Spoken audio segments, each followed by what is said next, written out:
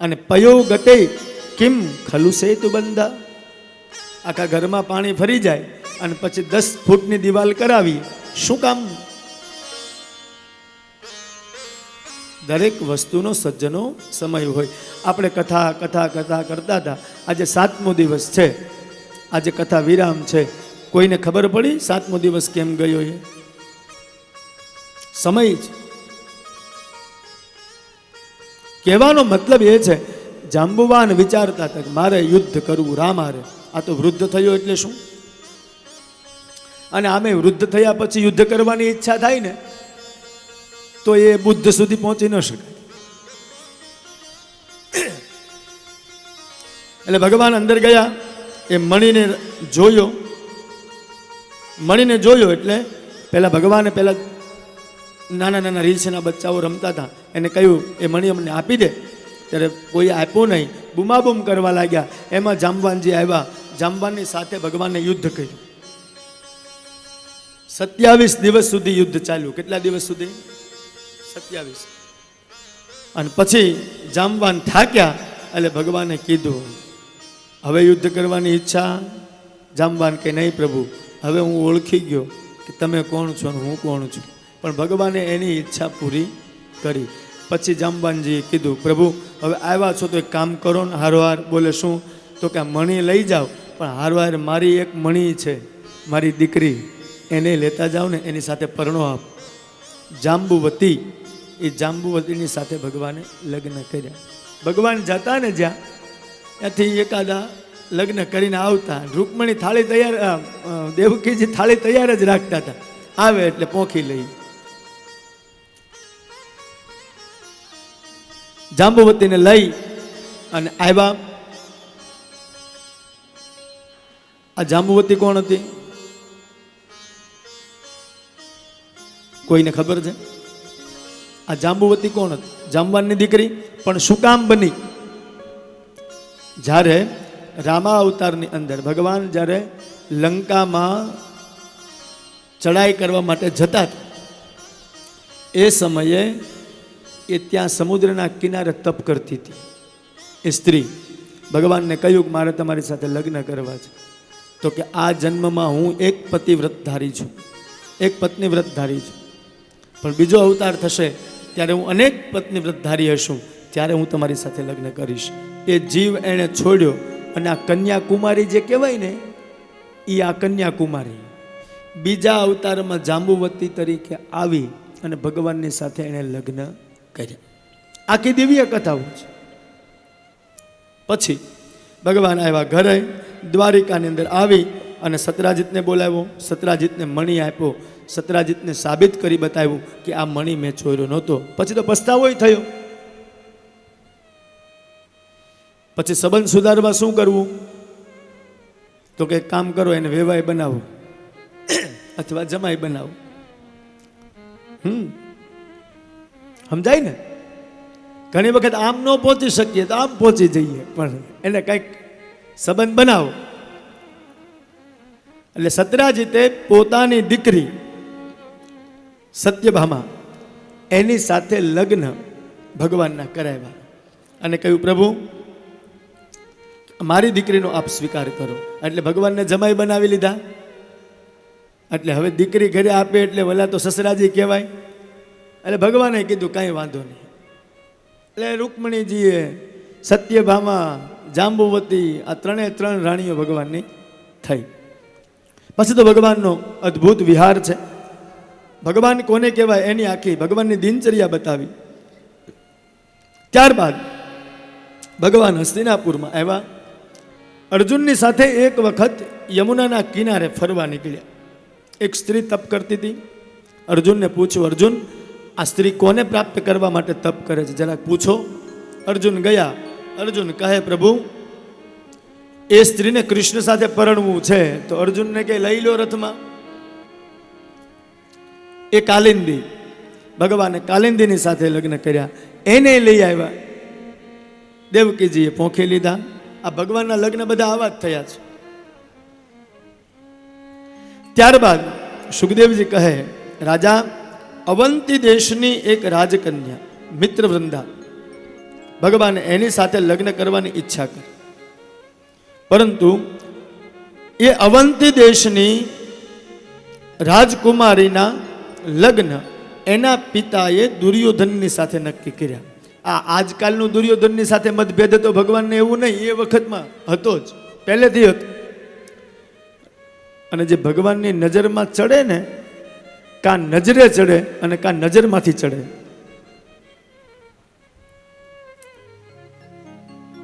એટલે આ વાતની ખબર પડી ભગવાનને કે આ કન્યાને લગ્ન મારી સાથે કરવા છે અને દુર્યોધન સાથે થાય છે. એટલે ભગવાને ભરી સભામાંથી એ મિત્ર વૃંદાનું હરણ કર્યું, એને લઈને આવ્યા અને પાછા દેવકીજીએ થાળીથી પોંખી લીધા. આગળ એક બીજી કથા બતાવી. સત્યાની સાથે ભગવાને લગ્ન કર્યા. અયોધ્યામાં ભગવાન એક વખત ગયા છે. ત્યાં નગ્નજીત નામનો રાજા હતો, એની દીકરીનું નામ હતું સત્યા. પણ એણે એવી પ્રતિજ્ઞા કરી કે એક સાથે 7 સાંઢને જે નાથી દે એવા વરની સાથે મારી દીકરીનું લગ્ન કરાવ. ભગવાને 7 સ્વરૂપ ધારણ કર્યા, 7 સાંઢને એક સાથે નાથ્યા અને પછી સત્યાને સાથે લગ્ન કર્યા. એને ભગવાન લઈને આવ્યા, એને દેવકીજીએ પોંખી લીધા. ત્યારબાદ ભગવાનના છઠ્ઠા પટરાણી બન્યા પછી કઈ દેશની એક ભદ્રા નામની કન્યા, એની સાથે ભગવાને લગ્ન કર્યા. અને ત્યારબાદ મદ્રાસની રાજકન્યા એક હતી લક્ષ્મણા, એની સાથે ભગવાને લગ્ન કર્યા. આ 8 પટરાણી ભગવાને 8 લગ્ન કર્યા. 8 પટરાણી કોણ હતી? ભૂમિરાપો નલો વાયુ ખમ્મનો બુદ્ધિરેવચા અહંકાર ઇતિ યમ્મે ભિન્ના પ્રકૃતિરષ્ટધા. આ 8 પ્રકૃતિ છે, એ આજ ભગવાનની પટરાણી છે. કઈ? પૃથ્વી, જલ, તેજ, વાયુ, આકાશ, મન, બુદ્ધિ, અહંકાર.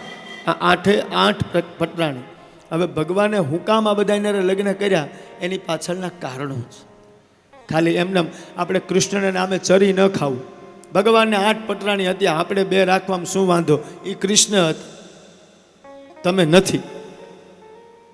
ઘણા કહેતા હોય ને મારું ખાતું નરસિંહ જેવું છે, પણ નરસિંહનું ખાતું નહોતું. અત્યારે એવું એકે ખાતું નથી જે ખાતું નથી.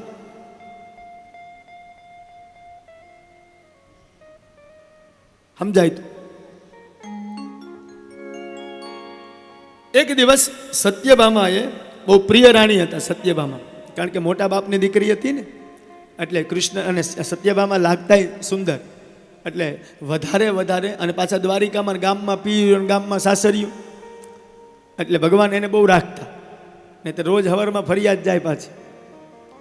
એટલે સત્યભામા એક દિવસ ભગવાનને કહે, પ્રભુ મને સ્વર્ગ જોવાની ઈચ્છા છે. ભગવાન કે ચાલો દેવી, આપણે જઈએ સ્વર્ગ જોવા માટે. સત્યભામાને સાથે લીધા અને સ્વર્ગ જોવા માટે ભગવાન લઈ ગયા. રસ્તામાં એક રાજ્ય આવ્યું. ભૌમાસુરની નગરી હતી. હવે ભૌમાસુરે 16,108 ભગવાનની જે પટરાણી બની, એમાં 8 આ પટરાણી, એમાં 16,100 એ સ્ત્રીઓને ભૌમાસુરે કેદ કરીને રાખે. જે રાજાને મારે એને જીતી લે, પછી એની સ્ત્રીને લઈ આવે અને અંદર પૂરી દે. આવી રીતે 16,100 એને કેદ કરીને રાખેલી. અને એ સ્ત્રીઓ રોજ ભગવાનને પ્રાર્થના કરતી, પ્રભુ આમાંથી અમને બચાવો, આમાંથી અમને બચાવો. ભગવાનને આ વાતની ખબર, પણ ભૌમાસુર હતો ભૂમિનો દીકરો. હવે સત્યભામા છે એ ભૂમિની પ્રકૃતિ છે. હવે ભૂમિની પ્રકૃતિ છે એટલે ભૂમિનો દીકરો થયો. ભૂમિનો દીકરો હોય અને એને જો મારે તો સત્યભામા હારે. હવે સત્યભામાને સ્વર્ગ કે ભગવાન એમને નહોતા લઈ ગયા જોવા. આમે ભાઈઓ છે ને, બહેનોને ક્યાંક લઈ જાય ને તો એ કાંઈક કારણ વગર તો ન જ લઈ જાય, કાંઈક હોય જ. આપણને એમ કે હાલ તને ફરવા લઈ જાઓ, પછી એમ કે હવે ઘડી કાંઈ ઊભી રહે, હું આવું હમણાં, એક 10 મિનિટનું કામ છે પતાવતો. કૃષ્ણએ આવું કરતા હતા ભાઈ. સત્યભામાને શું કામ લીધા? તો કે ભૂમિની પ્રકૃતિ છે, અને જો ભૂમિ આજ્ઞા કરે તો જ ભૌમાસુરને મારી શકાય. એટલે સત્યભામાને સાથે લીધા. આગળ ગયા તો ભગવાને પ્રાર્થના કરી. સત્યભામાને કહ્યું કે ભગવાનને પેલી સ્ત્રીઓએ પ્રાર્થના કરી, એટલે સત્યભામાને ભગવાને કહ્યું કે દેવી, અહીંયા ભૌમાસુરનું રાજ્ય છે. 16,100 સ્ત્રીઓને એણે કેદ કરી રાખી છે, અને ભૌમાસુર બહુ બધાને હેરાન કરે.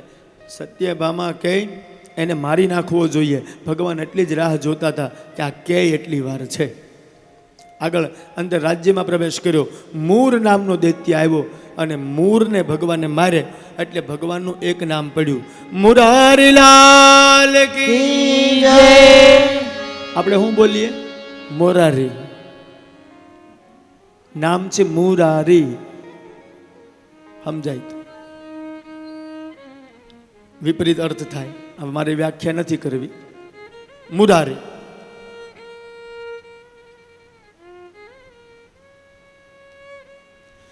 પછી ભૌમાસુરને ભગવાને માર્યો. પછી તો સ્વર્ગમાં ગયા. સ્વર્ગની અંદર જઈને પારિજાત વૃક્ષ સત્યભામાને ગમ્યું, તો કે આ મારે લઈ જવું છે દ્વારિકામાં. ભગવાને કીધું ચાલો ઉઠાવો, તમને ગમે દેવી, એ મને ગમે, ઉઠાવો. પણ સ્વર્ગાદી દેવતાઓએ બધાએ વિચાર કર્યો કે આ પારિજાત નીચે જશે તો અમે શું કરશું? ઇન્દ્રાદિ દેવતાઓ અરે ભગવાને યુદ્ધ કર્યું, બધાને હરાવ્યા, અને પારિજાત વૃક્ષ લઈ અને આવતા હતા ત્યારે બધી સ્ત્રીઓએ પ્રાર્થના કરી, પ્રભુ હવે અમને કોણ રાખે? અમે પાછી જશું તો અમારું કોણ? એટલે સત્યભામાને પૂછ્યું કે દેવી, હવે આ બધી સ્ત્રીઓ ક્યાં જશે? તો કે ભગવાન તમે હોવ એ કોઈ થોડો દિન રહે. ભગવાન કે તો હાલો મારી હારે વાંધે, તમને વાંધો નથી ને? સત્યભામા કે નહીં, અમને વાંધો નથી. એ 16,108 ને હારો હાર.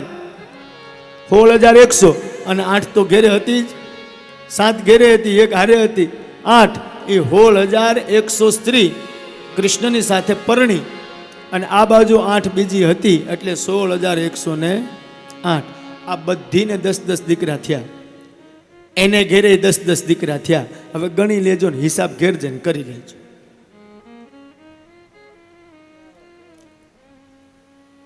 થોડુંક તો તમે કરજો ઘરે જઈને. તો ભગવાન પારિજાત વૃક્ષ લઈને આવ્યા, દ્વારિકામાં સ્થાપિત કર્યું. એક દિવસ ભગવાનના મનમાં એમ થયું કે આ પારિજાત લાવ્યો તો છું, તો એની પુષ્પની વેણી ભગવાને બનાવી. શું કામ? રૂકમિણી રીસાણા. સત્યભામાને સ્વર્ગ જોવા લઈ ગયા ને, એટલે રૂકમિણી રીસાણા કે આ સત્યભામાને એકને જ હાચવે છે, અમને કોઈને ધ્યાન આપતો જ નથી. એટલે રૂકમિણી રીસાઈને બેઠા. એટલે ભગવાને વિચાર કર્યો એક કામ કરું, એક વેણી બનાવું ફૂલની, અને રૂકમિણીના માથામાં સરસ મજાની પહેરાવું. ભગવાને આવું કરતા હતા, ક્યારેક ક્યારેક આવું કરવું, લક્ષ્મીજી ખુશ રહે. વેણી બનાવી અને જ્યાં રૂકમિણીના માટે લઈ જતા હતા, જેવા જતા ત્યાં સત્યભામા સામા આવ્યા. હવે સત્યભામા સામા આવ્યા એટલે ભગવાને 2 હાથમાં વેણી જે હતી, 2 હાથને કર્યા આમ પાછળ, કારણ કે બતાવવા તો દેવાય નહીં. એટલે સત્યભામાએ પૂછ્યું, પ્રભુ કઈ બાજુ? ભગવાન શું કહે ખબર છે? હું દેવી તમારી પાસે જ આવતો હતો. અચ્છા, કેમ મારી પાસે? અરે હું અહીંથી નીકળ્યો, મને એમ થયું સત્યભામા પાસે જતો જાવ. પ્રભુ હાથ કેમ પાછળ છે? તો કે કંઈ નહીં દેવી. તો કે નાના હાથમાં શું છે? તો કે દેવી હું તમારી પાસે એક તમને સરપ્રાઈઝ દેવા આવતો હતો. આપણી ભાષામાં આ તમારા માટે હવે વેણી બનાવી, લો આ તમને પહેરાવી દઉં. સત્યભામાને વેણી પહેરાવી. આ દ્રશ્ય નારદજીએ જોયું. નારદજી ગયા રૂકમિણી પાસે. માતાજી કહેવાય તો નહીં, પણ ઘરની વાત ઘરમાં રખાય. તમારા માટે વેણી બનાવી હતી ને પહેરાવી દીધી સત્યભામાને. હવે મને કાંઈ બહુ કહેતા નહીં, પણ આ તો જે મેં જોયું એ તમને કીધું. નારાયણ નારાયણ કરીને નારદજી નીકળી ગયા. હવે વેણી બનાવી હતી કોના માટે? તો કે રૂકમિણી માટે. એક તો રીસાયેલા હતા, એમાં નારદજીએ બળતામાં એક ચમચી હોમી દીધું. પાછા ભગવાન કૃષ્ણ ત્યાં ગયા રૂકમિણી પાસે. અરે દેવી, તમે તો મારા પહેલા રાણી છો. હા, પછી ભાઈઓને બિચારાને મનાવતા તો બહુ આવડે નહીં, પણ ઠાકોરજી મનાવી લેતા. પછી રૂકમિણી પાછા માન્યા, અને નિત્ય વિહાર ભગવાનનો ચાલે. દ્વારકાધીશે બહુ ઘણી વખત તો એવી ભાષા વાપરી છે ખાલી આંખ કાઢે ને તો 8 પટરાણીઓ ગભરાઈ જતી કે આ કૃષ્ણ આગળ હમણાં છોડી દેશે તો, પણ થોડી વાર થાય ને એ ભગવાન પાસે એકદમ શાંત. એક દિવસ રૂકમિણીના મનમાં અહંકાર કે હું પહેલી રાણી છું ને એટલે મોટી હું જ છું, પહેલું સ્થાન મારું જ હોય, હું કેટલી સેવા કરું છું. ભગવાનને ખબર પડી કે આને અહંકાર આવ્યો છે, એટલે ભગવાન એક દિવસ સૂતા છે, રૂકમિણી ચરણ દબાવે છે. ચરણ દબાવતા દબાવતા ભગવાન ખાલી એટલું બોલ્યા, દેવી. બોલે હા,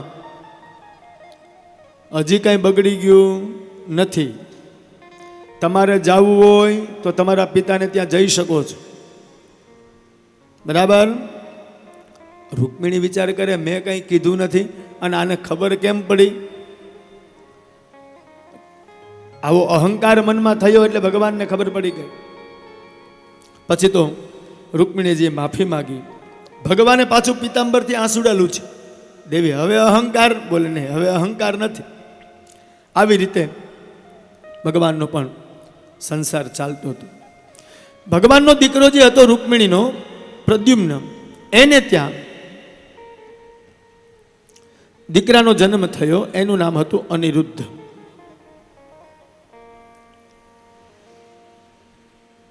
અનિરુદ્ધના લગ્ન ઉષા એટલે ઓખા સાથે થયા, જે આપણે ચૈત્ર મહિનામાં ઓખારણ વાંચીએ છીએ તે. એ વિશેષ ડીપમાં હું નથી જતો. યુદ્ધ થયું, ભગવાન શંકર અને કૃષ્ણ બે લડ્યા, પણ ભગવાને બાણાસુરને માર્યો નથી. કેમ કે ભગવાને પ્રહલાદને વરદાન આપ્યું હતું કે તારા વંશમાં જે જન્મશે એને હું મારીશ નહીં. પ્રહલાદનો બલિ અને બલિનો બાણાસુર, એટલે ભગવાને એને માર્યો નહીં. એના 1000 હાથ હતા એ કાપી નાખ્યા, 4 હાથ રહેવા દીધા. પછી અનિરુદ્ધની સાથે લગ્ન થયા ઉષાના. ઉષાએ ભગવાન પાસે માંગણી કરી કે મારા પિતાને એક દીકરો આપો, એને કોઈ સંતાન નથી. એટલે ભગવાને એને વરદાન આપ્યું કે તારા પિતાને ત્યાં એક દીકરો થશે. એ કથા બતાવી. ત્યારબાદ ભગવાનની દિનચર્યા આગળ બતાવી. સમય વ્યતીત થયો. હવે બધી રાણીઓને 10-10 દીકરા થયા.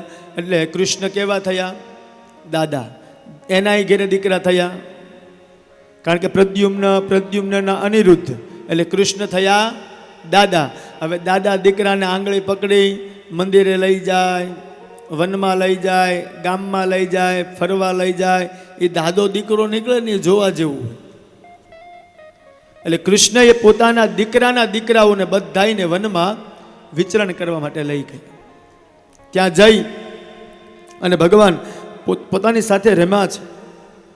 એમાં એ દીકરાઓ રમતા રમતા આગળ વનમાં નીકળ્યા એટલે એક કૂવો જોઈ. કૂવાની અંદર એક કાકીડો એ ઊંધો લટકતો હતો કૂવામાં.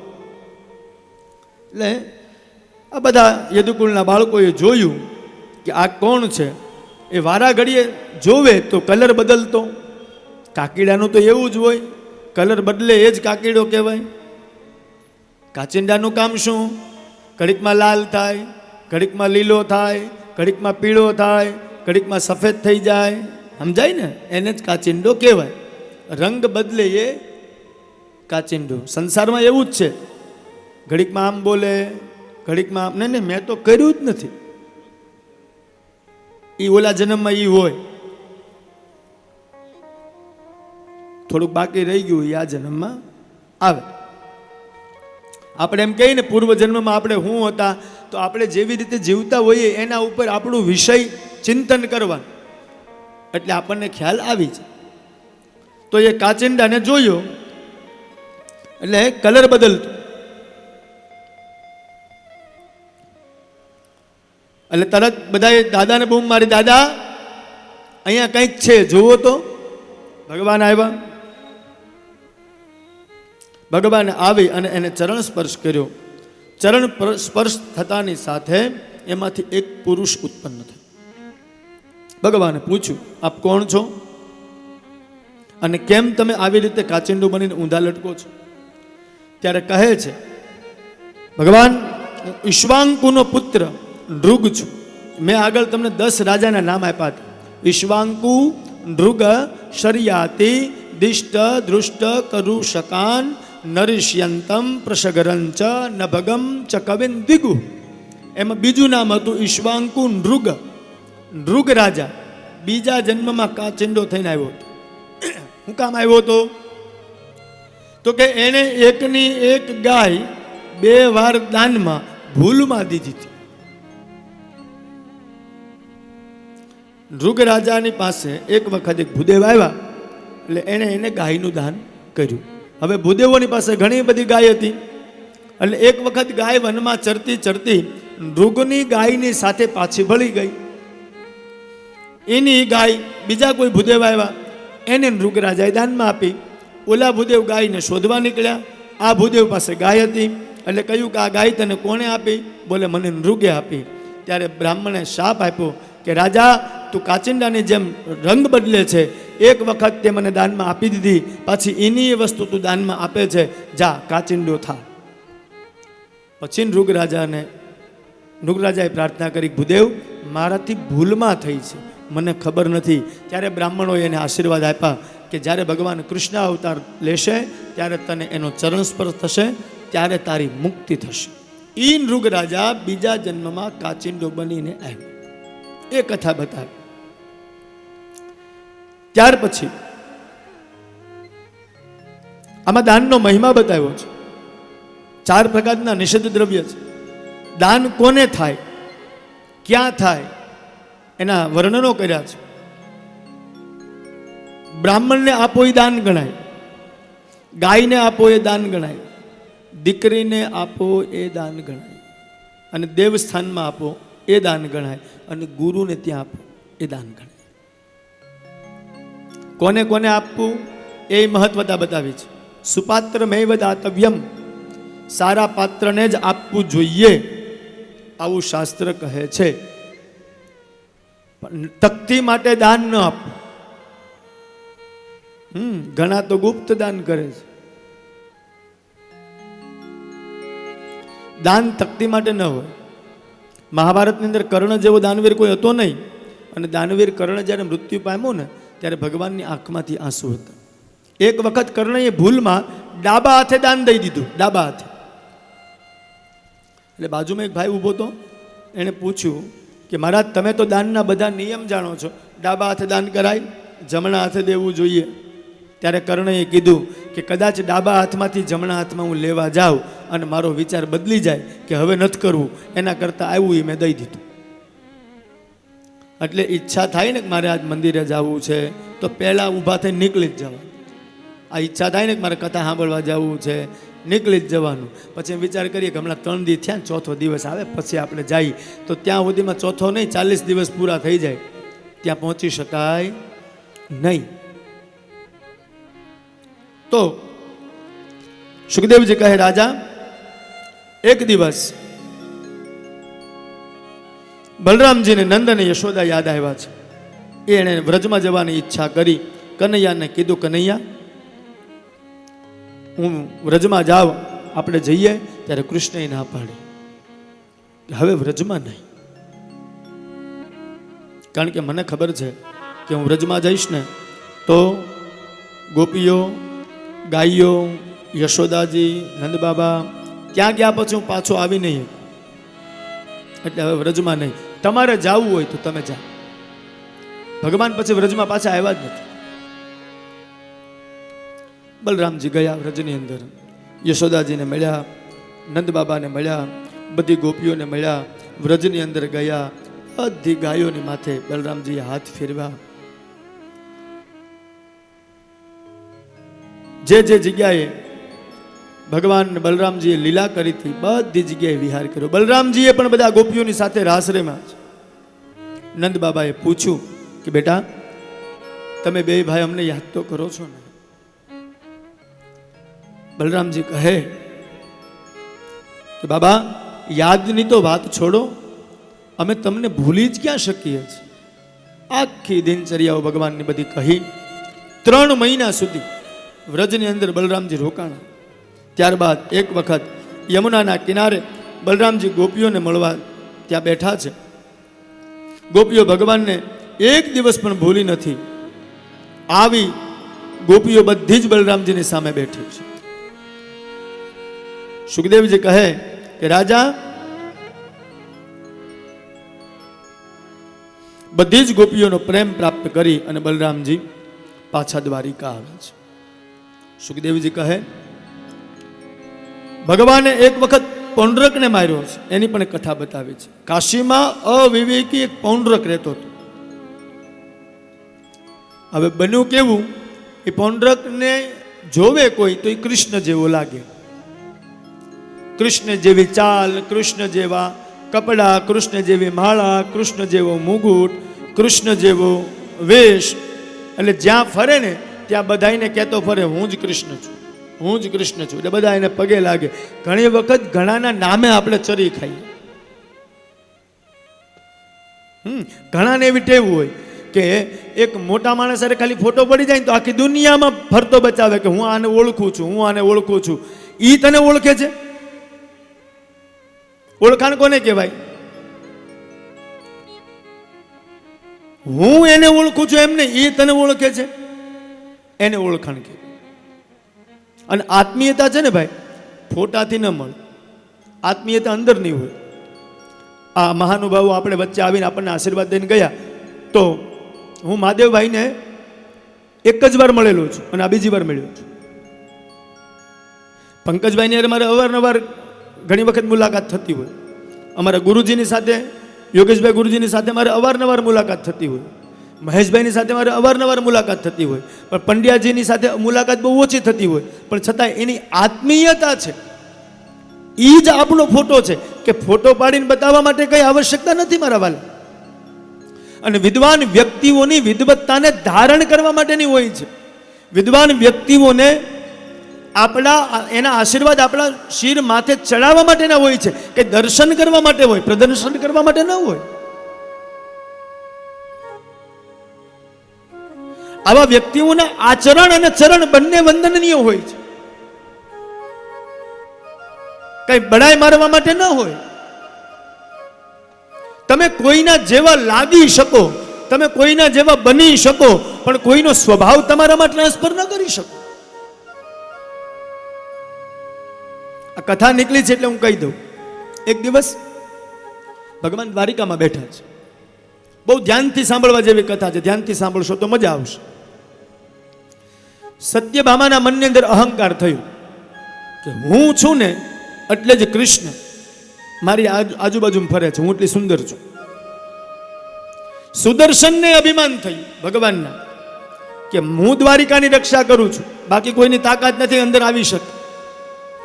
ગરુડજીને અભિમાન થયું કે મારા જેવું કોઈ ઉડી શકતું નથી. ભગવાને વિચાર કર્યો, આ ત્રણેય ઘરના દર્દી છે અને આ ત્રણેય બીમાર પડ્યા છે. હવે આનો ઈલાજ ક્યાં શોધું? એટલે ભગવાને ગરુડજીને કહ્યું કે ગરુડ, એક કામ કરો, આજે તમારે જવાનું છે વિંધ્યાચલની તલેટીમાં. ત્યાં હનુમાનજી છે, હનુમાનજીને બોલાવી આવો. એને એમ કહો દ્વારિકાધીશ યાદ કરે. ગરુડને એમ કે હું તો હમણાં સડસડાટ જઈશ, મારી જેવી કોઈની ઉડવાની ગતિ છે જ નહીં. ગરુડ તો ફટાફટ ઉડ્યા, સીધા ગયા હનુમાનજી પાસે. હનુમાનજીને જઈને કહે, અરે હનુમાન, ચાલો મારી સાથે. બોલે ક્યાં? તો કે દ્વારિકા. શું કામ? તો કે દ્વારકાધીશ યાદ કરે. હનુમાનજી એને શું કીધું ખબર? કોણ દ્વારકાધીશ? હું કોઈ દ્વારકાધીશને ઓળખતો નથી. અરે દ્વારિકાના રાજા. તો કે એને પેલા પૂછી આવ. ગરુડ પાછો ઉડતો ઉડતો આવ્યા. આવીને કૃષ્ણને કહે, કૃષ્ણ એ તો એમ કહે છે પ્રભુ કે હું કોઈ દ્વારિકાધીશને ઓળખતો નથી. તો કે એને એમ કે રામજી યાદ કરે. ગરુડ પાછા ઉડીને આવ્યા. આવીને કહે હનુમાનજીને કે રામજી યાદ કરે. હા તો આવું.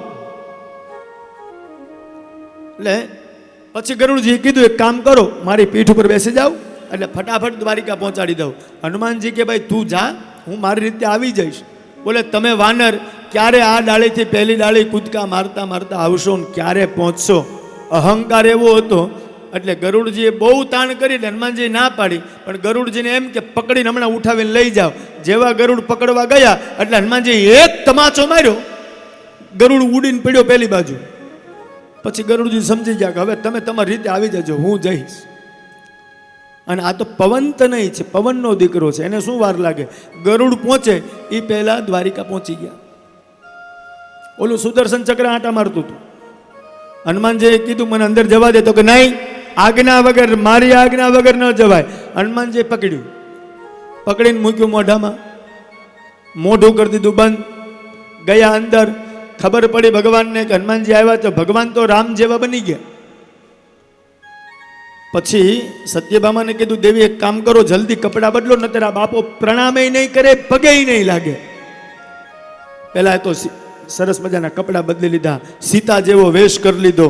ભગવાન પોતે રામ બની ગયા, પેલા સીતાજી જેવા બની ગયા, સરસ સીતા લાગે એવા દેખાવા લાગ્યા. હનુમાનજી આવ્યા, આવીને ભગવાન કૃષ્ણને પગે લાગ્યા. સત્યભામા ન લાગ્યા. સત્યભામાએ હનુમાનને કીધું કે હનુમાનજી કેમ મને પ્રણામ કેમ ન કર્યા? ત્યારે હનુમાનજીએ કીધું, માં તમે સીતા જેવા લાગો છો, પણ સીતા છો નહીં, એટલે તમારો સ્વભાવ તો હજી સત્યભામાનો જ છે. એટલે કહેવાનો મતલબ એ છે કે 12 ગાવે બોલી બદલે, તરુવર બદલે શાખા, બુઢાપામાં કેશ બદલે પણ લખણ ન જાય લાખા.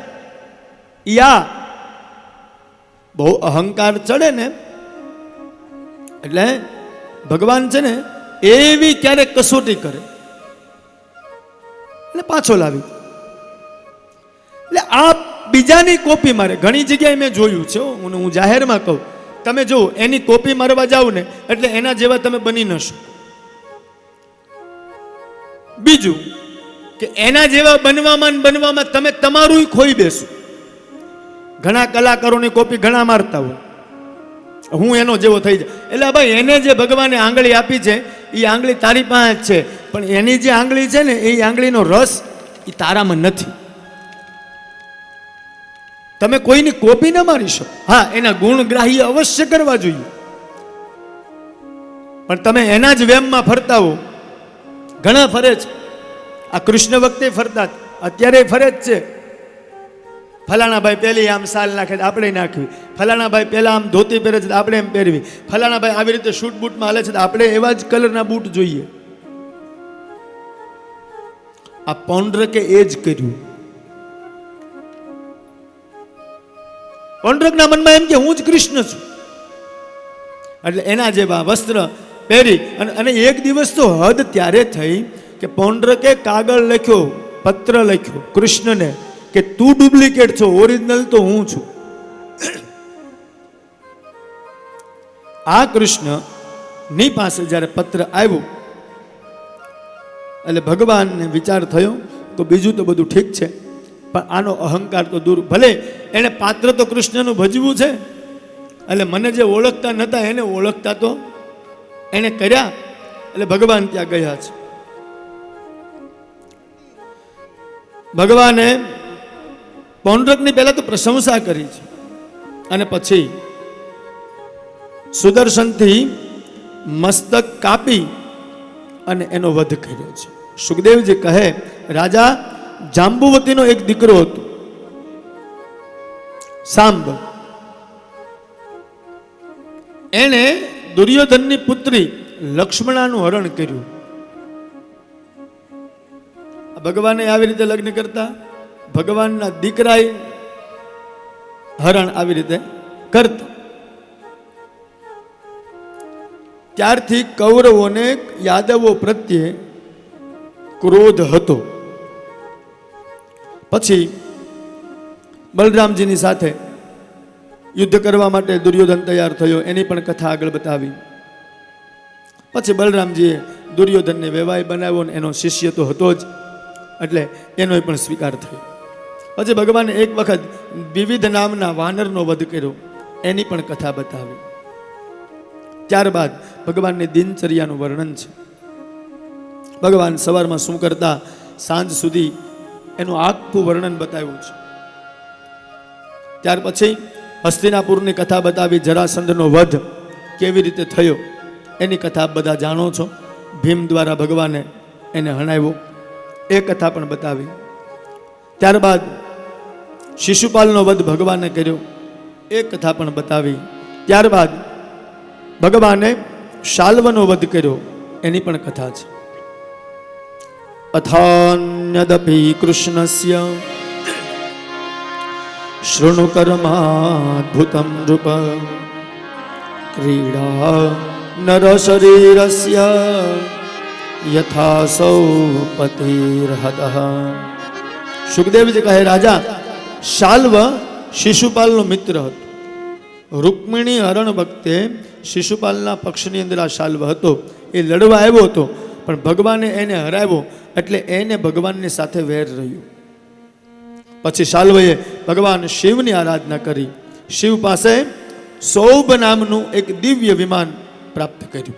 ભગવાન શિવે એને સૌભ નામનું વિમાન આપ્યું, અને એ વિમાન દ્વારા એણે દ્વારિકા ઉપર ચડાઈ કરી. પણ આ સમયે ભગવાન હતા દ્વારિકામાં, હસ્તિનાપુરમાં. અરે પ્રદ્યુમ્નએ તાકાતથી શાલ્વની સાથે યુદ્ધ કર્યું. ભગવાનના શિશુપાલના વધથી અંદાજ એને આવ્યો કે એનો મિત્ર કેવો હશે અને ચડાઈ કર્યા વગર રહેશે નહીં. એટલે ભગવાન પાંડવોની રજા લઈ અને દ્વારિકામાં એ સમયે પાછા આવ્યા. અને પછી શાલ્વને ભગવાને માર્યો. એની પણ કથા છે. ત્યારબાદ દંતવક્ત્રને ભગવાને માર્યો, એની પણ કથા છે. ત્યારબાદ દંતવક્ત્રનો બીજો ભાઈ વિદુરથ, એ ભગવાનની સામે લડવા આવ્યો, એને પણ ભગવાને માર્યો, એની કથા છે. આ બાજુ કૌરવો અને પાંડવો વચ્ચે મહાન યુદ્ધ થયું, એ કથા આપણે જોઈ રહ્યા છીએ આગળ, એ પણ કથા છે. એ સમયે બલરામજી તીર્થયાત્રામાં ગયા છે. બલરામજી મહાભારતના યુદ્ધ વખતે નહોતા, કેમ કે નહીતર તો દુર્યોધન બલરામજીનો ચેલો, એટલે દુર્યોધનને ભીમને મારવા દે નહીં, એટલે બલરામજીને મોકલી દીધા તીર્થયાત્રા. તીર્થની બહુ મહત્વતા બતાવી છે આમાં. શાસ્ત્ર કહે, અન્ય ક્ષેત્રે કૃતમ પાપમ તીર્થ ક્ષેત્રે વિનશ્યતિ, તીર્થ ક્ષેત્રે કૃતમ પાપમ વજ્રલેપો ભવિષ્ય. બીજી જગ્યાએ પાપ કરો તો તીર્થ ક્ષેત્રમાં ધોવાઈ જાય, પણ તીર્થમાં જઈને પાપ કરો તો પછી એ લોઢામાં લીટો, ગુજરાતી ભાષામાં. એની પણ કથા છે. તીર્થનો બહુ મહિમા છે. સજ્જનો, તમે જેટલા ડગલા તીર્થમાં ચાલીને જાઓ એટલા અશ્વમેધ યજ્ઞનું ફળ મળે. પણ અત્યારે તીર્થં કુર્વંતિ તીર્થાની, શાસ્ત્ર એવું કહે છે કે તીર્થને જ તીર્થ બનાવો, ફરવાનું સાધન ન બનાવો. અત્યારે ઘણી જગ્યાએ એવા મંદિરો બની ગયા છે જાણે પિકનિક સ્થળ હોય. હવે તો એની ટિકિટો થઈ ગઈ. મંદિરની અંદર ભગવાન હોય, ભક્ત હોય, ભજન હોય, આવું બધું હોય. ભોજન હોય, ભજન, ભોજન, ભગત, ભગવાન, ભક્તિ, બધું આ જ હોય. ત્યાં આડંબર ન હોય. હવે તો નવું નવું શીખ્યા છે. જેવા જેવા દિવસોમાં આપણે નાટક કરતા હોય એવા ભગવાનને નાટક કરાવે. અમારા ભગવાન તો આવું કરે, એટલે ભગવાન ભગવાન જ હોય, એમાં કંઈ. તીર્થની મહત્વતા ઘણા જોઈએ. આપણે વ્રજમાં જઈએ, વૃંદાવનમાં જઈએ તો વૃંદાવનની અંદર આપણે શું જોઈએ કે ત્યાં આજુબાજુમાં જોઈએ તો ગંદકી બહુ છે. આ લોકો ચોખ્ખાઈ નથી રાખતા. એટલે પણ તું એ જોવા આવ્યો ઠાકોરજીને જોવા આવ્યો, એ તો જો. તને ઠાકોરજી દેખાય તો આજુબાજુમાં ગંદકી ક્યાંય ન દેખાય. એ ગંદકી કરી કોણે? આપણા જેવા બીજા ગયા એણે જ. તીર્થને તીર્થ રહેવા દો, એની પવિત્રતાને રહેવા દો. તીર્થનું બહુ મહત્વ છે. તીર્થમાં તમે જાઓ તો ત્યાં શાંતિ મળે, શ્રદ્ધા મળે, ભક્તિ મળે, જ્ઞાન મળે, બ્રહ્મની પ્રાપ્તિ થાય. એને તીર્થ કહેવાય. એ પિકનિક સ્થળ નથી. હવે અત્યારે જનરલી કલિયુગમાં માણસો બધા એવા મંદિરોમાં દર્શન કરવા જાય છે જ્યાં બગીચો હોય. તો શું કામ? કે ત્યાં બેસવા થાય, ત્યાં હિંચકા હોય. શું કામ? છોકરા હચવાય.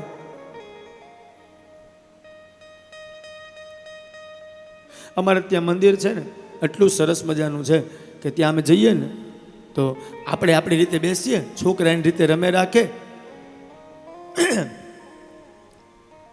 હવે તો મંદિરો ઊંચા થઈ ગયા. મંદિરોમાં જવાવાળા ઊંચા થઈ ગયા. પહેલાં મંદિરો નીચા હતા અને જવું પડતું ને તો માથું નમાવીને જવું પડતું. એટલે ભગવાન કહેતા પહેલેથી કે આ ઝૂકીને જ આવ્યો છો એટલે હવે આને ઝૂકવા દેવાય નહીં. હવે તો ઝૂકેગા નહીં. સમજાય? તમે સમજો જ છો. હવે તો દર્શને વીઆઈપી 500 આપો તો પહેલો વારો આવે અને કાંઈ ન આપો તો લાઈનમાં જા લાઈનમાં જા. હંમેશા માટે એક વસ્તુ યાદ રાખવી, જેટલું તીર્થની અંદર દર્શન કરવામાં પ્રતીક્ષા થાય એટલો ઈશ્વર નજર તમારી સામે પહેલો મારે. આપણને એમ લાગે ને આપણે જલ્દી દર્શન કરાવીને જલ્દી દર્શન થઈ ગયા, બહુ ઘણા પાછા અમને એવી હવે કહેતા હોય છે. એટલે અમે અડધી કથા તો સમાજ જ આપે અમને. ઘણા એમને કહેતા અમે તો દાદા તે દર્શન કરવા ગયા ને એટલે અમે પાછળના દરવાજેથી સીધા પહેલાં અમારે તો ઓળખાણ હતી એટલે સીધા એને 500 રૂપિયા આપી દીધા એટલે અમને સીધા ગર્ભગૃહમાં લઈ ગયા. એવા સરસ દર્શન થયા. પણ તું વાંકો વળ્યો ત્યારે ભગવાનની નજર આમ હતી, હેઠે નહોતી. ઓલાની સામે હતી, ઓલો 3 કલાકથી ઊભો છે, હેઠે નહોતી. પણ આપણને ફાવે નહીં ને કલિયુગી માણસો. જ્યારે કોઈ તીર્થમાં જઈએ, જ્યારે કોઈ મંદિરમાં જઈએ તો મંદિરની ચોખ્ખાઈ જોવી જરૂરી છે. મંદિરની અંદર બધી સુવિધા હોવી જરૂરી છે સમય પ્રમાણે. પણ એટલું યાદ રાખવાનું કે ચિત્ત શુદ્ધિ, મંત્ર શુદ્ધિ અને મૂર્તિ શુદ્ધિ ત્યાં છે કે નહીં. દ્વારિકા વાળાની ધજાને જોઈએ ને તો દુઃખના ભૂકે ભૂકા નીકળી જાય. આ તીર્થની મર્યાદા છે. તમે જો દ્વારિકામાં જાઓ, ઠાકોરજીના બધા મંદિરમાં જોજો કેટલી ભીડ હોય. એકાબીજા ધક્કામુક્કી કરતા હોય એટલે કાંઈ કોઈને વારો ન આવે એવું ન હોય. પણ ભગવાનને એકાબીજા અડેલા હોય ને એ જ ગમે. શું કામ? કે એકાદાની સામે નજર કરતો હોય ને તો ઓલાને અડેલો હોય, ઓલાને અડેલો હોય, પહેલાને અડેલો હોય. એટલે બધું અર્થિંગ વાયર ચાલુ હોય. હવે વીઆઈપીમાં જઈએ તો એકલા જવાનું, આપણે કોઈને અડેલા ન હોય, એકલા જવાનું, એકલા વહી આવવાનું. એટલે ભગવાન ઓલા પણ પાવર જનરેટ પેલી બાજુ ચાલુ હોય અને અહીંથી આપણે એકલા કરીને વહી આવીએ તો આપણે તો કંઈ પાવરમાં પાવર રહે ખાલી કે હું જઈને વહી આવ્યો, પણ ઓલો પાવર જનરેટ થાય ને. એટલે બને ત્યાં સુધી સજ્જનો એવા, ભલે હું તો એવું કહું છું આપણે વૃંદાવન ન જઈ શકીએ તો કાંઈ નહીં, ઘરમાં વૃંદાવન ઊભું કરી દેવાનું. આપણને એવું જરૂરી નથી કે ત્યાં જ જવું, તમારા ગામમાં મંદિર હોય ત્યાં જવું. હવે લોકોએ એક પર્યટક સ્થળ બનાવી દીધા છે બધા જ તીર્થોને. ગામના મંદિરમાં કોઈ ઝાલર વગાડવા આરતી કરવા નથી જતું. વાલા એક વાત યાદ રાખજો, સૌથી હગો પેલો હોય ને તો તમારો પાડોશી છે, દોડીને ઈ આવશે. પેલા ગામના મંદિરમાં પગે લાગતા થાવ, પછી બીજે જાઓ.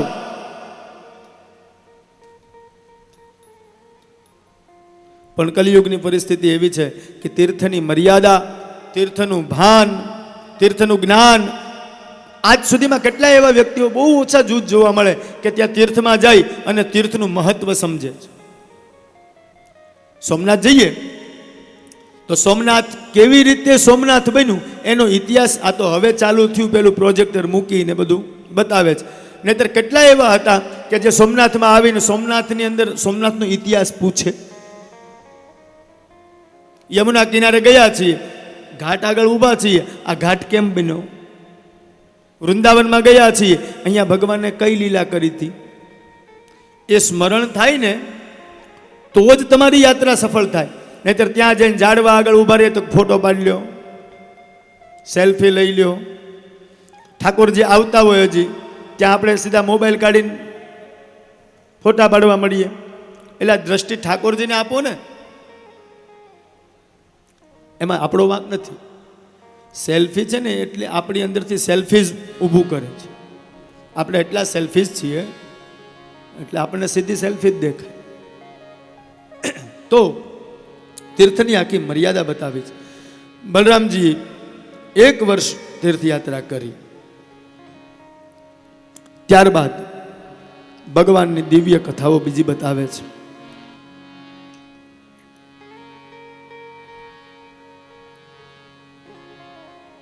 સુદામાનું ચરિત્ર છે, એની પણ દિવ્ય કથા છે. પણ એ ચરિત્ર થોડું આપણે પછી લઈએ, કારણ કે હજી ત્યાં સુદામાની કદાચ તૈયાર થતા હશે. આગળની કથાઓને જોઈએ. ભગવાન નંદ અને યશોદાને મળવા માટે કુરુક્ષેત્રમાં જાય છે. ચાતુર્માસ છે, ગ્રહણનો સમય છે, સૂર્યગ્રહણનો.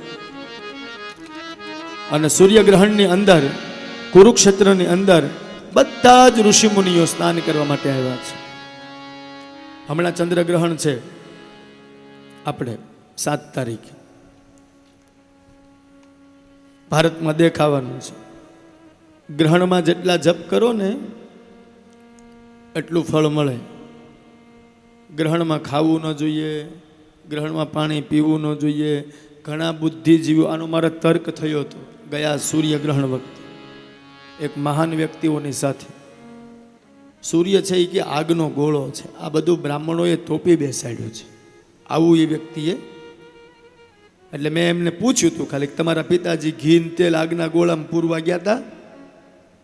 તમારો જન્મ થયો એ પહેલાં સૂર્ય નહોતો હતો, અને તમારો જન્મ થયા પછી સૂર્ય છે. તમે નહીં હોય તો સૂર્ય તો રહેશે. અને રહી વાત બીજી, તો ગ્રહણની અંદર જેટલી તમારી પવિત્રતા, આની પાછળનું આખું સાયન્સ છે. પણ એના મગજની અંદર એવો વિચાર આવે કે આજ અમે કરીએ એ સાચું. અને દરેક વ્યક્તિ ભાઈ પોતપોતાનું એક વસ્તુ એવી વિચારતા હોય, અમે કહીએ એ જ સાચું. વાસ્તવિકતામાં સાચું શું છે એ જાણવા માટે કોઈને જણાવવાની જરૂર નથી. તમે એક શિક્ષક હોય, શિક્ષક બોર્ડમાં ભણાવતા હોય, એક નાની સરસ મજાની રેખા ખેંચે અને પછી ક્લાસમાં પૂછે કે ચાલો આ રેખાને અડવાની નહીં, એમને લાંબી કરી દો. તો બધા છોકરા વિચાર કરે કે આ છેડેથી લાંબી કરું પેલે છેડેથી, પણ અડવાની તો છે નહીં. પણ હોશિયાર વિદ્યાર્થી હોય ને એ ચોક લઈ ઊભો થઈ એની રેખાને અડ્યા વગર નીચે એક મોટી રેખા કરી દે. એની રેખાને અડવાની નહીં, એની રેખાને ભૂંસવાની નહીં, આપણે આપણી રેખાને લાંબી કરી દેવાની. એટલે જ્યારે સમાજમાં આવી પ્રતિક્રિયાઓ આવે ત્યારે આપણે આપણું ભજન વધારી દેવાનું. ભક્તિના માર્ગની સૌથી મોટામાં મોટા નિશાની એ જ છે કે જ્યારે આપણે ભગવાન જીવ શિવ તરફ જાય એટલે એમાં બુદ્ધિ હંમેશા અવરોધ જ કરે. તમે જોજો, રોજ મંદિરે જવાનું નક્કી કરો ને તો ઘરના જ પહેલાં એમ કે આ બહુ ભગતનો દીકરો થઈ ગયો, રોજ હવારમાં ઉઠીને લોટો ભરીને ત્યાં જઈને વાતો જ કરે છે. આ એટલે સમજી લેવાનું કે આપણે સારા રસ્તે જ જઈએ છીએ. સમાજમાં અવરોધ ઊભો થાય આપણા ભગવાનના પાસે જવાથી, એટલે તમારો રસ્તો સીધો હોય. એટલે ગ્રહણ હોય ને એ સમયે પવિત્રતા રાખવી જોઈએ. તો સૂર્યગ્રહણનો સમય છે. સૂર્યગ્રહણના સમયમાં બધા જ ઋષિમુનિઓ ત્યાં સ્નાન કરવા માટે કુરુક્ષેત્રમાં આવ્યા છે. આટલી બધી ભીડ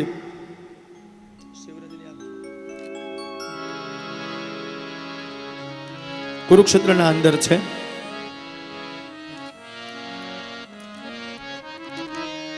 દ્વારિકાધીશ પણ એ કુરુક્ષેત્રમાં ગયા છે. આખું વ્રજ ત્યાં આવ્યું છે. નંદજી છે, યશોદાજી છે, શ્રીદામા, મધુમંગલ, બધા જ ગોવાળિયાઓ આવ્યા છે. બધી ગોપીઓ આવી છે. શું કામ? કે કૃષ્ણ આવવાના છે, દ્વારિકાધીશ આવવાના છે. આજ ભગવાન પણ સરસ મજાનો તૈયાર થયો છે. અને દ્વારિકાધીશનું તો એટલું બધું વર્ચસ્વ હતું એ સમયે. હાથી ઉપર સવારી કરી અને ભગવાન કુરુક્ષેત્રમાં અંદર પ્રવેશ કરે છે. ભગવાનની સવારી જોવા માટે રસ્તામાં એટલી બધી ભીડ જામી. એક નજર કોઈને કૃષ્ણ આપે તો એનું જીવન ધન્ય થઈ જાય. આવી પરિસ્થિતિ કુરુક્ષેત્રમાં છે. એકાબીજા ગોવાળો કૃષ્ણની સામે જોવે કે અમારી સામે કૃષ્ણ જોવે, પછી એકાબીજા ગોવાળો કહે એ તો હવે મોટો માણસ થઈ ગયો, આપણને તો કેમ યાદ કરે, આપણી હવે હામુય ન જોવે, આપણને તો એ ભૂલી ગયો હશે. બીજો કહે ના ના થોડી વાર રહે, કનૈયો બદલે નહીં કોઈ દિવસ, એ આપણા જેવો જ રહે. અને જ્યાં ભગવાનને દૂરથી બૂમ સંભળાણી, અરે ઓ કનૈયા! આટલી ભીડની અંદર ચારે બાજુ ચોકી પહેરો, ચારે બાજુ માણસોની મેદની, ભગવાનના કાનમાં અવાજ પહોંચ્યો, અરે ઓ કનૈયા! એટલે ભગવાન વિચાર કરે કે આ તો મારો ગોવાળ હોય અને કાં તો મારી ગોપી હોય, બાકી કનૈયા કહેવાની તાકાત કોઈનામાં બીજામાં નથી. ભગવાન ઉપરથી હાથીની અંબાડી ઉપરથી આમ નજર કરી, ત્યાં તો ગોપીઓ ગોવાળો ભગવાનને અંબાડી ઉપરથી કૂદકો માર્યો નીચે. સૈનિકો વિચાર કરવા મળ્યા કે રાજાધિરાજને થયું શું? ગયા અંદર, નાખી કાળી કામળી, પીળું પિતાંબર પહેર્યું. બધાએ દ્વારકાધીશની પૂજા કરવા માટે આવતા, બધાને કીધું પૂજા બાંધ, હવે અત્યારે અહીંયા નહીં. અને ભગવાને ગોવાળનું રૂપ જે વ્રજની અંદર હતું એ જ સ્વરૂપ માથે મોરપીછ લગાવ્યું, પીળું પિતાંબર પહેર્યું અને દ્વારકાધીશ આજ ગોવાળ બની અને ગોવાળિયાઓની વચ્ચે દોડવા માંડ્યો. અને જેવો ભગવાન દોડતો દોડતો ગોવાળોની વચ્ચે ગયો, બધા જ ગોવાળોને ભેટી ગયો. બધા રાજાઓ જોતા રહી ગયા, બધા ઋષિઓ જોતા રહી ગયા કે આ શું? જેની અમે 1,000 નામથી પૂજા કરીએ છીએ, એનું અર્ચન કરવા માટે અહીંયા તૈયાર છીએ. ઋષિઓને ખબર હતી કે અમે ગ્રહણમાં ભગવાનની પૂજા કરશું, પણ એ ભગવાન આજ ગોવાળિયાઓની વચ્ચે દોડવા માંડ્યો. ગોવાળિયાઓએ કૃષ્ણને પકડી, ઘણા ગોવાળિયાઓ કૃષ્ણની માથે બેસી ગયા, ઘણાએ કૃષ્ણને પાડ્યો, ઘણા સૈનિકો બધાને કહે આ દ્વારિકાધીશ છે. કનૈયો કે હવે તમે આ બાજુ જતા રહો, અત્યારે દ્વારિકાધીશ નથી, અત્યારે તો એ ગોવાળિયો છે. પછી તો બધા જ ગોવાળોને ભગવાન મળ્યા. બધી ગોપીઓને મળ્યા છે. જ્યાં ગોપીઓની સામે ભગવાન આવે, એક કે ગોપી કૃષ્ણની સામે નથી જોતી, એક પણ નહીં. તમે જોજો, પ્રેમની ભાષા તમે જોજો. કૃષ્ણની સામે ગોપીએ ન જોયું, પણ કૃષ્ણ ગોપીની સામે ગયા અને ગોપીની સામે જઈને આમ ઈ કાન પકડીને ઊભો હશે, એ કેવો લાગતો હશે? ખાલી દ્રશ્ય વિચાર. અરે જા, તું તો કપટી છે, ચોર છે, તારામાં દયા જેવું કઈ છે જ નહીં. આટલા સમયથી મૂકીને જતો રહ્યો. ભગવાનની ઉંમર કેટલા વર્ષની હતી એ સમયે? 70 વર્ષની ઉંમર હતી. તારામાં દયા જેવું કઈ છે? કોઈ દિવસ આવ્યો? ગોપીઓની પાસે ભગવાન ક્ષમા માગે, માફી માગે. ત્યારબાદ નંદ બાબાને યશોદાજી, હવે તો આંખમાં દેખાતું ઓછું છે. યશોદાજી બેઠા, નંદ બાબા બેઠા. ભગવાન કૃષ્ણએ દોટ મૂકી, નંદ બાબાને પગે લાગ્યા, ચરણ સ્પર્શ કર્યા. યશોદાના ખોળામાં ચડીને 70 વર્ષનો ભગવાન યશોદાના ખોળામાં બેઠો. યશોદાજી માથે હાથ ફેરવે છે. દેખાતું તો છે નહીં, આંખમાં તેજ ઘટી ગયું છે. આ ઊંચું જોઈને કહે, બેટા.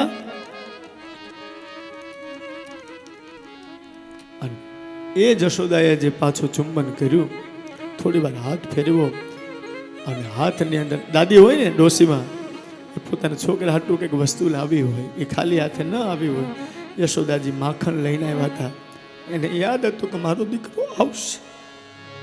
અને એ સમયે યશોદાજીએ માખણ અંદરથી બહાર કાઢ્યું.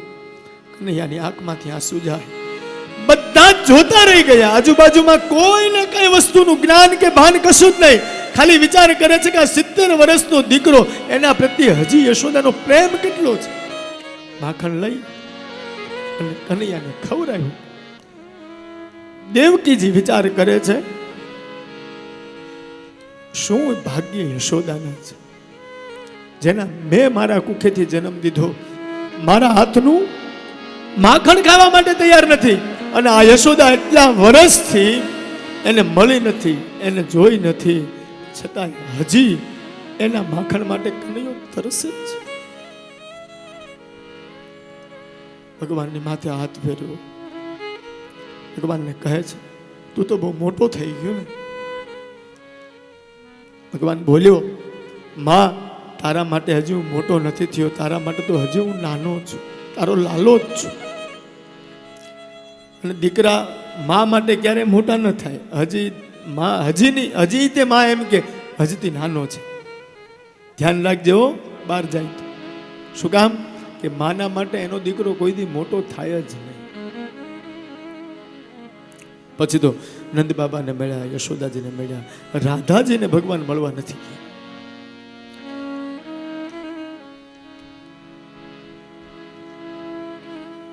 ભગવાન બધાને મળી પોતાની છાવડીમાં બેઠા.